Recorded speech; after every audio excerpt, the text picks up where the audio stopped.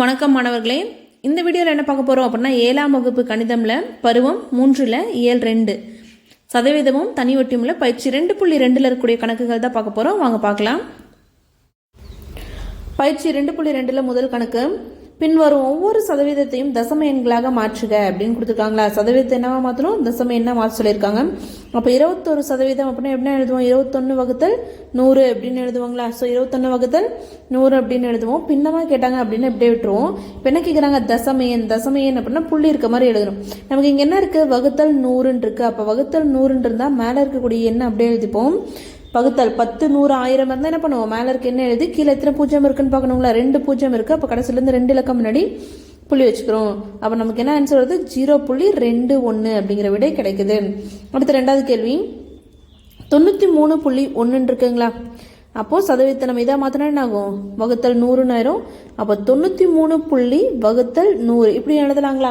ஏன்னா 93.1 அப்படின்னு நாங்கள் புள்ளி இருக்கனால நம்ம இப்படி எழுதுறோம். ஸோ அப்போ பாருங்கள், இந்த 93.1 புள்ளி இல்லாமல் எழுதுனா என்ன வரும், 931ங்களா. கடைசியிலேருந்து என்ன இருக்குது, ஒரு இலக்கம் முன்னாடி புள்ளி இருக்குது. அப்போ என்ன பண்ணுவோம், போய் வகுத்தல் 10ன்னு போடுவாங்களா. புள்ளி இல்லாமல் எழுதும் போது இங்கே 100 எதுவுமே இல்லைன்னா 1 இருக்கதா அர்த்தம். ஃபர்ஸ்ட் இருக்க 931/10 அப்படியே வச்சுக்கிறோம். இங்கே இருக்கக்கூடிய இந்த வகுத்தலை பெருக்கலாக மாற்றணும் அப்படின்னா என்ன ஆகிடும், 100/1ங்கிறது 1/100ன்னு வந்துடும். இப்போ இதை பெருக்கல் என்ன வரும், 931/10 × 100 1000ன்னு வந்துடும். ஸோ அப்போ பாருங்கள், அப்போது வகுத்தல்ல 10 100 1000 இருந்தால் என்ன பண்ணுவோம், மேலே இருக்க என்ன அப்படியே போட்டுப்போ கீழே எத்தனை பூஜ்ஜியம் இருக்கோ அத்தனை இலக்கம் முன்னாடி புள்ளி வைக்கணுங்களா. கீழே 1000 இருக்குது, 3 பூஜ்ஜியம் இருக்குது. அப்போ கடைசியிலேருந்து 3 இலக்கம் முன்னாடி புள்ளி வைக்கிறோம். அப்போ 0.931 தான் விடை.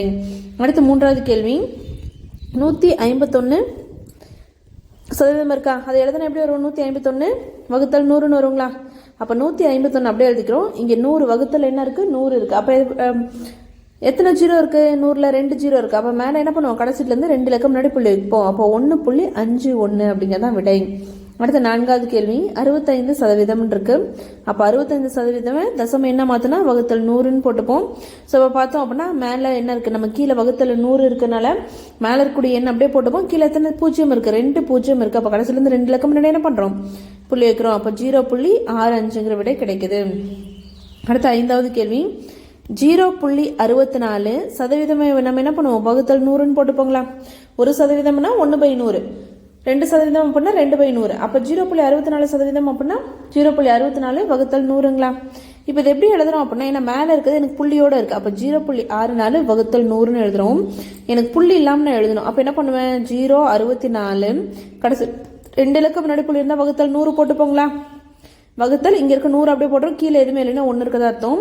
அப்போ 0.64 வகுத்தல் 100, இங்கே இருக்கக்கூடிய வகுத்தலை பெருக்கலாக மாற்றணும் அப்படின்னா என்ன வரும், 1/100 அப்படின்னு தலைகீழ மாறிடும். ஸோ அப்போ மீதி என்ன இருக்கும், 64 வகுத்தல் 100 × 100 10,000ன்னு வந்துடும். 100 × 100 10,000. இப்போ மேலே இருக்க 64 அப்படியே போட்டுக்கிறோம். வகுத்தல நமக்கு 10 100 1000 10,000லாம் வந்து என்ன பண்ணுவோம், மேலே இருக்கிறது அப்படியே போட்டுவோம். கீழே எத்தனை பூஜ்ஜியம் இருக்கும் அத்தனை இலக்கம் முன்னாடி புள்ளி வைப்போங்களா. இங்கே பார்த்தோம் அப்படின்னா 4 இலக்கம் இருக்குது. அப்போ கடைசியிலேருந்து 4 இலக்கம் முன்னாடி புள்ளி வைக்கணும். 2 இலக்கம் தான் இருக்குது. அப்போ 3வது இலக்கமும் 0, 4வது இலக்கமும் 0, 4 இலக்கம் முன்னாடி புள்ளி வச்சாச்சு. அப்போ இதோட விடை என்ன வருது, 0.0064 தான் சரியான விடை. அடுத்த ரெண்டாவது கேள்வி என்ன கொடுத்துருக்காங்க அப்படின்னா, பின்வரும் ஒவ்வொரு தசம எண்ணையும் சதவீதமாக மாற்றுக அப்படின்னு கொடுத்துருக்காங்களா. இங்கே கொடுத்துருக்க ஒவ்வொரு தசம என்னென்ன மாற்ற சொல்லியிருக்காங்க, சதவீதமாக மாற்ற சொல்லியிருக்காங்க. 0.282 இருக்குங்களா. இந்த புள்ளி இல்லாமல் எழுதணும் அப்படின்னு என்ன வரும், இங்கே கடைசியிலேருந்து 3 இலக்கம் முன்னாடி புள்ளி இருக்குது. அப்போ புள்ளி இல்லாமல் எழுதும்போது வகுத்தல் 1000ன்னு வந்துடுங்களா. வகுத்தல் என்ன ஆகிடும், 1000 அப்படின்னு வருங்களா. இப்போ நம்ம என்ன பண்ணோம் அப்படின்னா, தசம எண்ணை பின்னமாக மாற்றியாச்சு. பின்னமாக மாற்றியதுக்கப்புறம் தான் என்ன பண்ணுவோம், நம்ம சதவீதமாக மாற்றணுங்களா. அப்போ பின்னத்தை சதவீதமாக மாற்றணும் என்ன பண்ணுவோம், பெருக்கல் 100% போடுவோங்களா. அப்போ 100 ஆயிப்படல, 100 100 10 தடவை என்ன வரும், நமக்கு 1000 வரும். அப்போ 282/10% இருக்கும். ஸோ 282 10ஆல் வகுத்தோம் அப்படின்னா நமக்கு என்ன கிடைக்கும், 28.2% கிடைக்கும். 28 ஏன்னா வகுத்தல் 10 இருக்கு, மேலே இருக்கு என்ன அப்படியே எழுதி கடைசியிலேருந்து ஒரு இலக்கம் முன்னாடி புள்ளி வச்சுப்போங்களா. அடுத்த ரெண்டாவது கேள்வி, 1.51 இருக்கு. ஃபர்ஸ்ட் என்னவா மாற்றுவோம், இதை தசம எண்ணை பின்னமாக மாற்றணும். அவள் புள்ளி இல்லாமல் எழுதுவாங்களா. அப்போ 1.51ங்கிறது புள்ளி இல்லாமல் என்ன எழுதுனா என்ன வரும், 151 வகுத்தல் 2 இலக்கம் முன்னாடி புள்ளி இருக்கனால வகுத்தல் 100ன்னு வந்துடுங்களா. அப்போ பின்னம் 151 வகுத்தல் 100ன்னு வந்துருச்சு.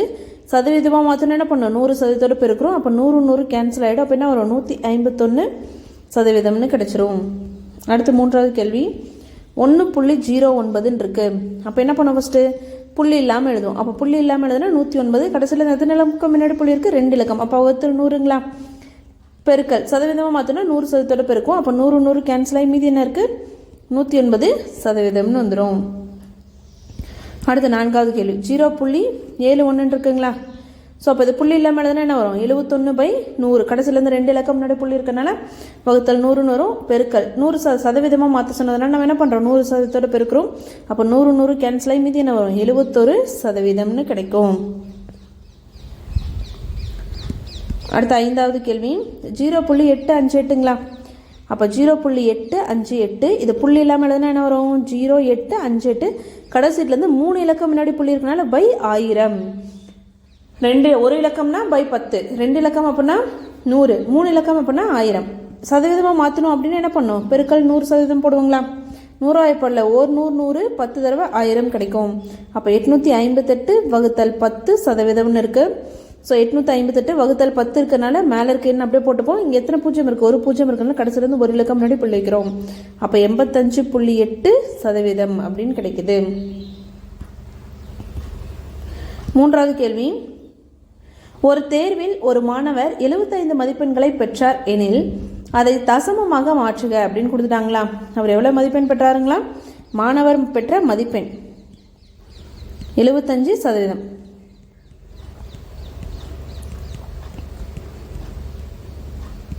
எவ்வளோ, 75%. இந்த 75% எப்படி எழுதலாம், 75/100ன்னு எழுதலாங்களா. இப்போ என்னவா மாற்ற சொல்லியிருக்காங்க, தசமமாக மாற்றுக அப்படின்னு கொடுத்துட்டாங்க. ஸோ என்னவா மாற்ற சொல்லியிருக்காங்க, தசமமாக மாற்ற சொல்லியிருக்காங்க. அப்போ நமக்கு வகுத்தலில் 10, 100, 1000 இருந்தால் மேலே இருக்கக்கூடிய எண் அப்படியே போட்டுப்போம். கீழே எத்தனை பூஜ்ஜியம் இருக்குன்னு பார்க்கணுங்களா, 2 பூஜ்ஜியம் இருக்குது. அப்போ கடைசியிலேருந்து 2 இலக்கம் முன்னாடி புள்ளி வச்சுக்கிறோம். அப்போ தசமம் மாத்திரம் என்ன ஆகுது, 0.75 தான் விடை.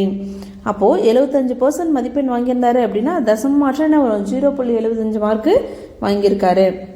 அடுத்து நாலாவது கேள்வி, ஒரு கிராமத்தில் 70.5 மக்கள் 5% மக்கள் கல்வி அறிவை பெற்றிருந்தனர் எனில் அந்த அதை தசம எண்ணாக மாற்றுக அப்படின்னு கொடுத்துருக்காங்களா. ஸோ என்ன சொல்லியிருக்காங்க அப்படின்னா, ஒரு கிராமத்தில் கல்வி அறிவு அப்படின்னா என்னது, படித்தவங்க. அப்போது எத்தனை பேர் பெற்றிருக்காங்களா, கல்வி அறிவு பெற்ற மக்கள் 70.5% இருக்குது. என்னவா மாற்றணும், தசமம் மாற்றணுங்களா. அப்போ தசமம் மாற்றணும் அப்படின்னா வகுத்தல் 100 போடுவோம். இப்போ இது எப்படி எழுதுவோம், 70 மேலே புள்ளி இருக்கனால 70.5 வகுத்தல் 100 எப்படி எழுதிக்கலாங்களா. அடுத்து என்ன பண்ணுவோம், இந்த 70.5ல் நமக்கு என்ன இருக்குது, புள்ளி இருக்குது. புள்ளியை ரிமூவ் பண்ணோம் அப்படின்னா என்ன பண்ணுவோம், கடைசியிலேருந்து ஒரு இலக்கம் முன்னாடி புள்ளி இருக்குது. அப்போ வகுத்தல் 10 போட்டுப்போம். இங்கே வகுத்தல் 100 அப்படியே இருக்குது. 100 கீழே எதுவுமே என்ன இருக்கும், 1 இருக்காத அர்த்தம். ஸோ அப்போ இது சால்வ் பண்ண என்ன வரும், 705/10. இங்கே இருக்கக்கூடிய வகுத்தலை நம்ம என்னவா மாத்திரம் பெருக்கலாக மாற்றும் போது தலை கீழே மாறிடும். 100/1ங்கிறது என்ன ஆகும், 1/100ன்னு வந்துடும். இதை பெருக்குன்னா 705 மேலே வரும். 10 × 100 1000ன்னு கிடச்சிரும். ஸோ அப்போ என்ன ஆகும், தசமமாக தானே மாற்ற சொல்லியிருக்காங்க. நமக்கு வகுத்தல்ல 10, 100, 1000 இருந்துச்சு அப்படின்னு என்ன பண்ணுவோம், மேலே இருக்க என்ன அப்படியே போட்டுப்போம். கீழே எத்தனை பூஜ்ஜியம் இருக்குன்னு பார்க்கணும், 3 பூஜ்ஜியம் இருக்குது. அப்போ கடைசியிலேருந்து 3 இலக்கம் முன்னாடி புள்ளி வைக்கிறோம். அப்போ தசமமாக மாற்றணும் அப்படின்னா கல்வி அறிவு பெற்ற மக்கள் எவ்வளோ அப்படின்னா 0.705 மக்கள் தான் என்ன பண்ணியிருக்காங்க, கல்வி அறிவு பெற்றிருக்காங்க. மீதி எல்லாமே படிக்காதவங்க தான். ஐந்தாவது கேள்வி, ஒரு மட்டைப்பந்து ஆட்டக்காரர் 86% ஓட்டங்களை சேகரித்தால் அதை தசமமாக எழுதுக அப்படின்னு கொடுத்துருக்காங்களா. ஸோ என்ன கொடுத்துருக்காங்க அப்படின்னா 86% சதவீதமாக கொடுத்துருக்காங்க. இது நம்ம என்னவா மாற்றணும், தசமமாக மாற்றணும். அப்போது சதவீதத்தை தசமமாக மாற்றணும் அப்படின்னா சதவீதம் என்ன எழுதுவோம், 1% அப்படின்னா 1/100 எழுதுவாங்களா. அப்போ இங்கே என்ன இருக்குது, 86% இருக்குது. அப்போது 86% எப்படி எழுதுவோம், 86/100ன்னு எழுதுவோம். ஸோ வகுத்தல 100, 10, 100, 1000 வந்து என்ன பண்ணுவோம், மேலே இருக்கிற அப்படியே போட்டு கீழே எத்தனை பூஜ்ஜியம் இருக்குன்னு பார்க்கணுங்களா, 2 பூஜ்ஜியம் இருக்குது. அப்போ 2 இலக்கம் முன்னாடி புள்ளி வச்சுக்கிறோம். அப்போ 0.86. அப்போது இதுலேருந்து என்ன சொல்லிடலாம், therefore ஓட்டங்களின் தசமம் தானே கேட்டாங்க, சதவீதமாக கொடுத்துட்டு தசமம் கேட்டாங்க. அப்போ ஓட்டங்களின் தசமம் = 0.86. அடுத்த ஆறாவது கேள்வி, ஒரு பள்ளியின் கொடிக்கம்பத்தின் உயரம் 6.75 மீட்டர் எனில் அதை சதவீதமாக மாற்றுக அப்படின்னு கொடுத்துருக்காங்களா. ஸோ எவ்வளோங்களா, கொடிக்கம்பியின் நீளம் வந்து 6, 6.75. இதோடது கொடிக்கம்பத்தின் உயரம். கொடிக்கம்பத்தோட உயரம் எவ்வளோ? 6.75. அப்போ கொடி கம்பத்தின் உயரம் தான் எவ்வளோ கொடுத்துருக்காங்க? 6.75 மீட்டர் அப்படின்னு கொடுத்துட்டாங்க. அதை சதவீதமாக மாற்றுக அப்படின்னு கொடுத்துருக்காங்களா? நம்ம சதவீதமாக மாற்றணும் அப்படின்னு என்ன பண்ணுவோம்? 6.75 பெருக்கல் 100% போடுவாங்களா? ஸோ 6.75 புள்ளி இல்லாமல் எழுதணும் அப்படின்னா என்ன வரும்? 675 கடைசியில் இந்த 2 இலக்கம் முன்னாடி புள்ளி இருக்குனால வகுத்தல் 100ன்னு வந்துடும். ஸோ இங்கே 100% இருக்கும். 100 என்ன ஆகிடும்? அடிபட்டு போயிடும். ஸோ 100 வந்து ஒரு தடவை. அப்போ மீதி என்ன இருக்கும்? 675%. ஸோ அப்போ சதவீதமாக மாற்றணும் அப்படின்னா நமக்கு என்ன கிடைக்குது? கொடிக்கம்பத்தின் சதவீதம். கொடிக்கம்பத்தோட சதவீதம்னு கேட்டாங்க. கொடி கம்பத்தின் உயரம் கொடுத்துட்டு அப்போ தசமமாக இருக்கு, சதவீதமாக மாற்றிருக்கு. கொடிக்கம்பத்தின் சதவீதம் எவ்வளோ அப்படின்னா 675%. அடுத்து 7வது கேள்வி. 2 ரசாயன பொருட்களின் எடைகள் 20.34 கிராம் மற்றும் 18.78 கிராம் எனில் அவைகளின் எடையின் வித்தியாசத்தை சதவீதத்தில் கூறுக அப்படின்னு கேட்டிருக்காங்களா? வித்தியாசம் கண்டுபிடிக்க சொல்கிறாங்க. 2 ரசாயன பொருட்களின் எடை எவ்வளோங்களா? 18.78, இன்னொன்று 20.34ங்களா? ஃபஸ்ட்டு என்ன கேட்குறாங்க? அவைகளின் எடைகளின் வித்தியாசம். வித்தியாசம் அப்படின்னா 2 கழிக்கணும். அப்போ வித்தியாசம் 2 கழித்து அதுக்கான வரக்கூடிய ஆன்சருக்கு நம்ம என்ன கண்டுபிடிக்கணும்? சதவீதம் கண்டுபிடிக்கணும். அப்போ பெரிய எண்லேருந்து சின்ன எண் கழிப்போங்களா? அப்போ 20.34லேருந்து 18.78 கழிக்கிறோம். அப்போ 20.34, ஒன்று 10 கல் இருக்குது, 1 இருக்குது, 10ல் 1 இருக்குது, 100ல் 1 இருக்குது. இங்கே 10 கல் இருக்க இடத்துல 1 இருக்குது, 1 கல் இருக்க இடத்துல 8 இருக்குது, இங்கே 7, 8 இருக்குங்களா? இதை கழிக்கிறோம். 4லேருந்து 8 என்ன பண்ண முடியாது? கழிக்க முடியாது. அப்போ ஒன்று கடன் வாங்கி இவங்க 14 ஆகிடுவாங்க, இவங்க 2 ஆயிடுவாங்க. 2லேருந்து 7 கழிக்க முடியாது. அப்போ இவங்ககிட்ட இருந்து கடன் வாங்கணும், ஆனால் இவங்க பூஜ்ஜியமாக இருக்காங்க, ஆல்ரெடி இவங்ககிட்ட இல்லை. அப்போ இந்த 1லேருந்து இவங்க கடன் ஒன்று கொடுத்து இவங்க 10 ஆகிடுவாங்க. இந்த 10லேருந்து இவங்களுக்கு ஒன்று கடன் கொடுத்து இவங்க 12 ஆயிடுவாங்க, இவங்க 9 ஆகிடுவாங்களா? ஸோ அப்போ 14 8 போச்சு அப்படின்னா மீதி 6 இருக்கும். 12 7 போச்சு அப்படின்னா மீதி எத்தனை இருக்கும்? நமக்கு 5 இருக்கும். அடுத்தது 9ல் 8 போச்சுன்னா மீதி 1, 1ல் 1 போச்சுன்னா 0. ஸோ அப்போ 1.56 கிராம் இருக்குங்களா? அப்போ வித்தியாசம் எவ்வளோ அப்படின்னா 1.56 கிராம் தான் வித்தியாசம். இப்போ இதோட சதவீதம் கண்டுபிடிக்க சொல்கிறாங்க. அப்போ வித்தியாசத்தின் சதவீதம் தெரியணுங்களா? அப்போ வித்தியாசத்தின் சதவீதம் ஈக்குவல் டு என்ன பண்ணுவோம்? இருக்கக்கூடியதை சதவீதம் வேணும் அப்படின்னா தசம எண்ணோட பெருக்கல் 100% போடுவாங்களா?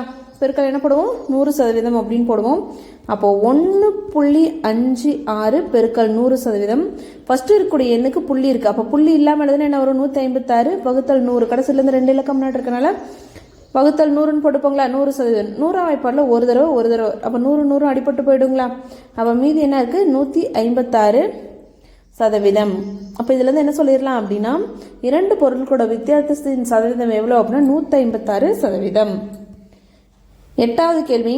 கீழே கொடுக்கப்பட்டுள்ள படத்தில் நிலையற்ற பகுதியின் சதவீதத்தை காண்க அப்படின்னு கேட்குறாங்களா? ஃபஸ்ட்டு பின்னம் கண்டுபிடிக்கணும். ஃபஸ்ட்டு என்ன கண்டுபிடிக்கணும்? பின்னம் கண்டுபிடிக்கணும். அப்போ பின்னம் இங்கே என்ன இருக்குது? முக்கோணம் இருக்குது. ஒரு முக்கோணம், இன்னொரு முக்கோணம். இதில் நிலையற்ற பகுதி அப்படின்னா இந்த ப்ளூ கலரில் போட்டுக்கொள்ளிங்களா? அது இங்கே ஒரு முக்கோணம், இது 2வது முக்கோணம், இது 3வது முக்கோணம், இங்கே 4வது முக்கோணம். அப்போ பின்னம் அப்படின்னா என்ன பண்ணுவோம்? மொத்தத்தை கீழே போட்டுவோம், மேலே எத்தனை நிலையற்ற இருக்காங்களோ அது போடுவாங்களா? அப்போ மொத்த முக்கோணங்கள். ஸோ நம்ம ஃபஸ்ட்டு என்ன எழுதுகிறோம்? பின்னம் எழுதுறதுக்கு முன்னாடி மொத்த முக்கோணங்கள் எழுதிக்கலாங்களா? மொத்த முக்கோணங்கள் எவ்வளோ அப்படின்னா 4 இருக்குது. அடுத்து நிழலிடப்பட்ட முக்கோணம். நிழலிடப்பட்ட முக்கோணம் என்ன? ப்ளூ கலரில் 1 தான் நிழலிட்டிருக்காங்க. அப்போ அது வந்து என்னது? 1. இப்போ பின்னம் எழுதலாங்களா? அப்போ பின்னம் எழுதணும் அப்படின்னா என்ன பண்ணுவோம்? மொத்தம் 4 முக்கோணத்தில் 1 மட்டும்தான் நிழலிட்டிருக்காங்க. இப்போ சதவீதம் கண்டுபிடிக்குமா? அப்போ கொஸ்டின் என்ன கேட்டிருக்காங்க? நிழலிடப்பட்ட முக்கோணத்தின் நிழலிடப்பட்ட பகுதின்னு தான் கொடுத்துருக்காங்க. நாம தான் முக்கோணம்னு எடுத்துருக்கோம். அப்போ நிழலிடப்பட்ட பகுதியின் சதவீதம் வேணும் அப்படின்னா நிழலிடப்பட்ட பகுதியின் சதவீதம் ஈக்குவல் டு, ஸோ பின்னத்தை என்ன பண்ணுவோம்? 100%ஆல் பெருக்குவாங்களா? அப்போ பாருங்கள் சதவீதமாக மாற்றணும் என்ன பண்ணுவோம் பெருக்கல் 100% போடுவோம். ஸோ அப்போ 4 ஒரு தடவை 100 வந்து 25 தடவை, அப்போ என்ன வருது 25%. அப்போது நிழல்பட்ட பகுதியின் சதவீதம் எவ்வளோ அப்படின்னா 25 தான் சரியான விடை. கொள்குறி வகை வினாக்கள் 9வது கேள்வி 142.5 சதவீதத்தை தசமமாக மாற்றுக அப்படின்னு கொடுத்துருக்காங்களா. ஸோ 142.5 சதவீதத்தை நம்ம என்னவா மாற்றணும் தசமம் மாற்றணும். ஸோ எப்படி எழுதுவோம் 142 1% அப்படின்னா 1/100 எழுதுவோம். அப்போ 142.5 சதவீதம் அப்படின்னா என்ன எழுதுவோம் 142.5/100 எழுதுவாங்களா. ஸோ இப்போ என்ன இருக்குது அப்படின்னா நமக்கு மேலே புள்ளியோட எண் இருக்குது. அப்போ என்ன பண்ணுவோம் புள்ளியை ரிமூவ் பண்ணி எழுதுவாங்களா, புள்ளியை நகர்த்து எழுதுவோம். ஸோ அப்போ 142.5 புள்ளி இல்லாமல் எழுதுனா கடைசியிலேருந்து ஒரு இலக்கம் முன்னாடி புள்ளி இருக்குது. அப்போ என்ன பண்ணுவோம் பை 10ன்னு போட்டுப்போங்களா. வகுத்தல் 100 இருக்குது, கீழே எதுவுமே இல்லைன்னா 1 இருக்கிறது அர்த்தம். ஸோ ஃபஸ்ட்டு இருக்கிறத அப்படியே வச்சுப்போம். ரெண்டாவது இருக்கிறது என்ன பண்ணுவோம் அப்படின்னா வகுத்தல் இருக்கிறது பெருக்கலாக மாற்றுவோம். 100/1 அப்படிங்கிறது 1/100 தலைகீழ மாறிடுங்களா. இப்போ இதை பெருக்கிறோம் 1445/10 × 100 1000ன்னு வந்துடும். ஸோ இப்போ வகுத்தலில் நமக்கு 10 100 1000 இருந்தால் மேலே இருக்கக்கூடிய எண் அப்படியே போட்டுப்போம். கீழே எத்தனை பூஜ்ஜியம் இருக்கோ அத்தனை பூஜ்ஜியம் முன்னாடி என்ன பண்ணுவோம் புள்ளி முன்னாடி கடைசியிலேருந்து பின்னாடி நகர்த்துவாங்களா. ஸோ அப்போ 1 2 3 இலக்கம் என்ன இருக்குது 0 இருக்குது. அப்போ கடைசியிலேருந்து 3 இலக்கம் முன்னாடி புள்ளி வைக்கிறோம். அப்போ 1.425 ஃபர்ஸ்ட் ஆப்ஷன் தான் கரெக்டான விடை. ரெண்டாவது கேள்வி 0.005 சதவீதமாக மாற்றினால் அப்படின்னு கேட்டுருக்காங்களா. அப்போ 0.005 சதவீதமாக மாற்றினா பெருக்கல் 100% போடுவாங்களா. இப்போ இந்த ஃபஸ்ட்டு ஒன்று புள்ளி இல்லாமல் எழுதுனா என்ன வரும் கடைசியிலேருந்து 3 இலக்கம் முன்னாடி புள்ளி இருக்குது. அப்போ வகுத்தல் 1000 போடுவாங்களா. கடைசியிலேருந்து ஒரு இலக்கம் முன்னாடி புள்ளி இருந்துச்சு அப்படின்னா புள்ளி இல்லாமல் எழுதும்போது பை 10 போடுவோம். 2 இலக்கம் முன்னாடி இருந்துச்சுன்னா பை 100 போடுவோம். இங்கே 3 இலக்கம் இருக்கனால பை 1000 போட்டுக்கிறோம். பெருக்கல் 100% இருக்குது. 100 ஒரு தடவை இது எந்த நேரம் 10 தடவை ஆகிடுங்களா. அப்போ மீதி என்ன இருக்கும் 5/10% இருக்கும். 5 ஒரு 5 5 2 5 என்னது 10ன்னு கிடச்சிரும். அப்போ 1/2%. இப்போ 2ஆல் 1 என்ன பண்ணும் வகுக்கணும். ஸோ 2 1 வராது. அப்போ என்ன பண்ணுறோம் 10 போட்டு ஒரு புள்ளி வச்சு 0 இது பண்ணிக்கிறோம். 2 5 தடவை என்ன வரும் 10 வரும், மீதி 0. ஸோ அப்போ என்ன கிடைக்குது 0.5% கிடைக்குது. 2ஆல் 1 வகுத்தோம் அப்படின்னா 0.5%. அப்போ மூணாவது ஆப்ஷன் 0.5% தான் கரெக்டு. அடுத்து 11வது கேள்வி 4.7 சதவீத வடிவம். இது என்ன தான் கேட்குறாங்க சதவீதமாக மாற்றி சொல்கிறாங்க. அப்போ 4.7 பெருக்கல் 100% போடுவோங்களா. என்ன இருக்குது புள்ளி இருக்குது. அப்போ புள்ளி இருந்துச்சுன்னா என்ன பண்ணுவோம் புள்ளி ரிமூவ் பண்ணுவாங்களா. அப்போ 47 புள்ளி இல்லாமல் எழுதும் போது கடைசியிலேருந்து ஒரு இலக்கம் முன்னாடி இருக்கனால பை 10 போட்டுப்போம் பெருக்கல் 100%.